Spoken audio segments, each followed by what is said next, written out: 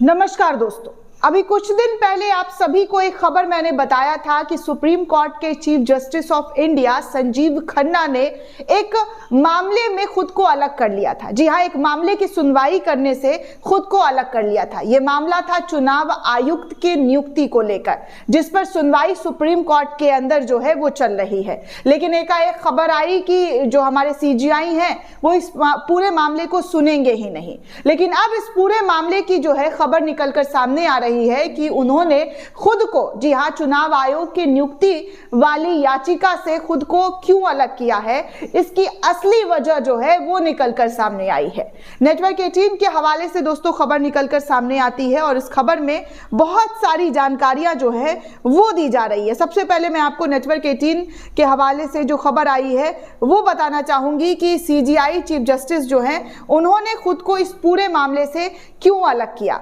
दरअसल खबरों की अगर बात की जाए दोस्तों तो सुप्रीम कोर्ट के चीफ जस्टिस खन्ना ने मुख्य चुनाव आयुक्त और चुनाव आयुक्तों के चयन के लिए गठित समिति से सीजीआई को बाहर रखने की चुनौती देने वाली याचिका की सुनवाई को खुद से अलग कर लिया था।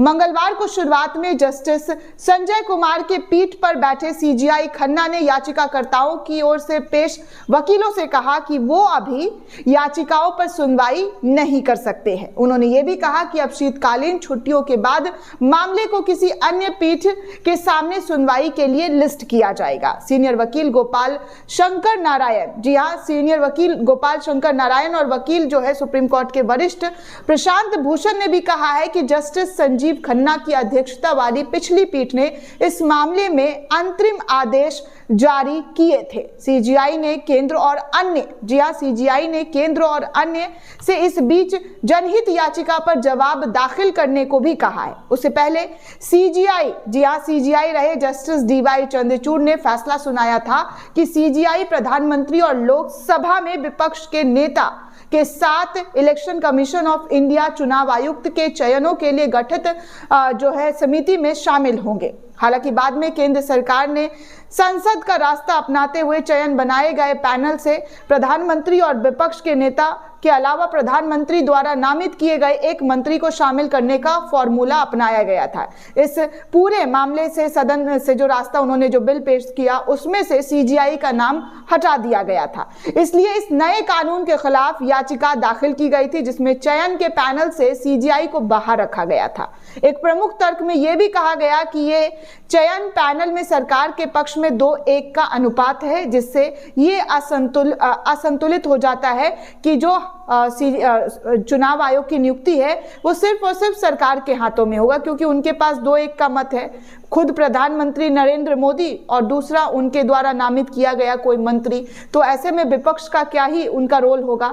तो ये बातें भी कही जा रही थी तब। लेकिन इस पूरे मामले को लेकर सुप्रीम कोर्ट का दोस्तों दरवाजा खटखटाया गया था। सुप्रीम कोर्ट में याचिका दाखिल की गई थी और कहा गया था कि इस पूरे मामले पर जो है सुनवाई करते हुए सीजीआई जो है उनका नाम इस पूरे पैनल में होना जरूरी है, ताकि पारदर्शिता जो है वो किसी भी नियुक्ति को लेकर बनी रहे। खासकर इलेक्शन कमीशन ऑफ इंडिया का जो चयन होता है उसमें पारदर्शिता बना रहे, क्योंकि अभी आप देख ही रहे कि कुछ समय से किस तरीके से चुनाव आयोग ईवीएम, वीवीपैट, इन तमाम चीजों पर लगातार जो है वो आरोप लगता रहता है विपक्ष के जरिए कि देखिए सरकार के कंट्रोल में होने की वजह से जो है निष्पक्षता नहीं दिखाई जा रही है। और बीते दिनों आपने देखा उत्तर प्रदेश चुनाव में क्या हाल हुआ था, किस तरीके से जो है वहां पर लोगों को डराने धमकाने, ये तमाम चीजें देखने सुनने को मिली। यहां तक कि काउंटिंग में भी हेरफेर का अखिलेश यादव और तमाम बड़े नेताओं के जरिए आरोप लगे थे। खैर दोस्तों, आपको बता दें कि ये गैर सरकारी संगठन सहित कई लोगों ने इस नए कानून की वैधता को चुनौती दी है।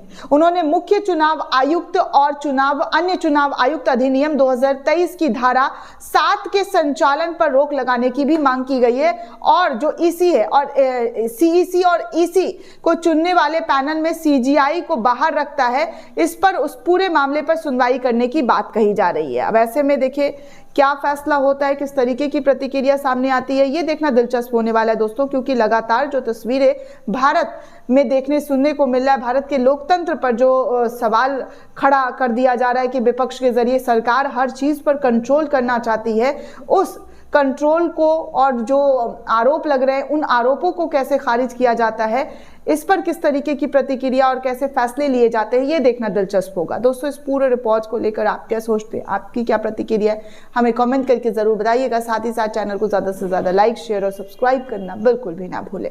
धन्यवाद दोस्तों।